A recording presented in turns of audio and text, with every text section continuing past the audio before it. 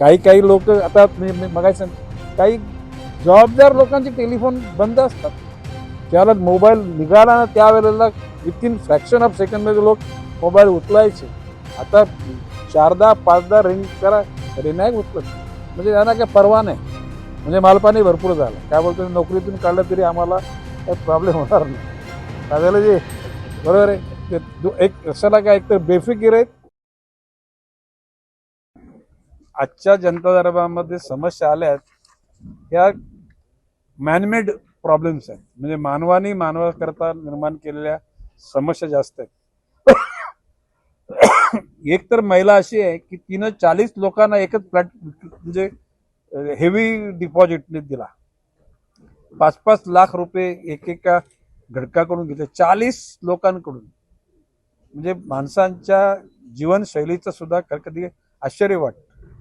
म्हणजे एखाद्या हेवी डिपॉझिटने दिला आणि त्याने अर्धी अमाऊंट दिली असेल तर नाही मिळालं तर दुसऱ्याला दिलं गरज म्हणून आपण समजू शकतो.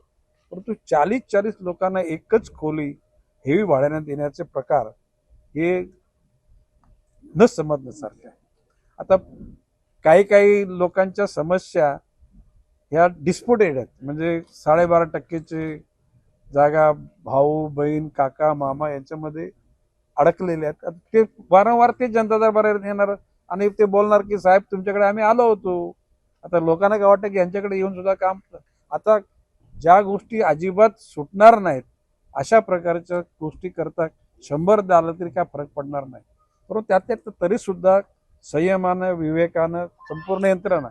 आणि मी आज सगळ्या दरबारात आलेल्या सर्व अधिकाऱ्यांचं कौतुक करतो आणि तुम्हा पत्रकारांचं सुद्धा आणि कार्यकर्त्यांचं सुद्धा की 11 वाजल्यापासून आता वाजले 7:15 म्हणजे 8 तास म्हणजे 8.25 तास नॉन स्टॉप. म्हणजे काही अधिकारी तर उठले पण नाहीत कुठे जागेवरून. पाणी पण नाही पिलं. हा मला सवय 12-12 तास नॉन स्टॉप राहण्याची. तो भाग सोडून द्या. एकूण समस्या आहेत. आता मागच्या दरबारापेक्षा आज गर्दी कमी होती.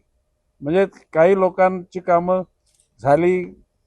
आता त्याचा एक परिणाम तुम्हाला सांगतो मी की ज्यावेळेला जनता दरबारात लोक जाऊन तक्रार करणार आणि आपल्याला काम करावं लागणार त्याच्यापेक्षा आजच काम करून टाकूया ना अशी अधिकाऱ्यांची सुद्धा मानसिकता बदलते.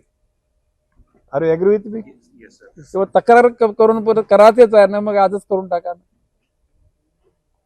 आणि कधी कधी काय झालं की माणसाच्या बऱ्याचशा विचारांना त्याने दिशा बदलण्याची गरज आहे की हे जीवन नाही. दुसऱ्याला त्रास देऊन दुसऱ्याचा म्हणजे अंत बघून आपण आपलं जीवन सुखी करणं म्हणजे त्याला कोण जीवन म्हणत नाही. म्हणजे अशा काही प्रॉब्लेम्स आहेत की स्वतःच्या स्वार्थाकरता दुसऱ्याला अडचणीत घातलेले बरेचसे प्रकार आहेत. काही लोकांना आपली फुटअप करता येत नाही. विषय समजून सांगता येत नाही. परंतु मार्ग निघेल. I am too positive. हे सगळे अधिकारी वर्ग म्हणजे कधी कधी राग येतो. आपण हाक मारल्याने जर अधिकारी नसला तर आपल्याला वाटतं चला आपण इतकं तळमळीने काम करतो म्हणजे तर तो गेला कुठे.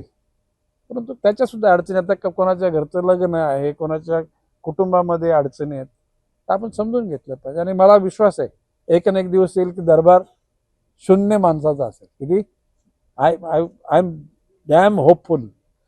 आता ऑनगोईंग प्रश्न तर निघत राहतील परंतु अधिकारी वर्गाला सुद्धा सवय पडेल का नाही रे बाबा हे म्हणजे काही लोक आता मगाशी काही जबाबदार लोकांचे टेलिफोन बंद असतात. ज्याला मोबाईल निघाला ना त्यावेळेला विथिन फ्रॅक्शन ऑफ सेकंडमध्ये लोक मोबाईल उचलायचे. आता 4दा 5दा रिंग करा तरी नाही उचलत. म्हणजे त्यांना काही परवा नाही. म्हणजे मालपाणी भरपूर झालं. काय बोलतो, नोकरीतून काढलं तरी आम्हाला काही प्रॉब्लेम होणार नाही. राजाला जे बरोबर आहे. एक कशाला काय एकतर बेफिकीर आहेत. तर माझं म्हणणं आहे की बहुतांशी 90% अधिकारी वर्ग पेशंटली त्या ठिकाणी बसलेत आणि त्या सगळ्यांचं मला कौतुक करायचं. आणि हे दिवस काय कायमस्वरूपी नाही राहणार. कालाच्या ओघामध्ये जनतेची कामं सगळे आपाप तत्परतेनं करतील आणि मग माननीय मोदीजींच्या मनात असलेला सामर्थ्यवान भारत महाराष्ट्र आता थांबणार नाही, ह्या टॅगलाईनवर माननीय मुख्यमंत्री देवेंद्रजी फडणवीस यांची एकूण धडपड आणि सगळेच मंत्रिमंडळ आणि सर्व आमदार, सर्व पदाधिकारी आणि सर्व अधिकारी जनतेच्या सुखाकरता प्रयत्नशील आहेत, या गोष्टीचा मला आनंद आहे. ओके, चला.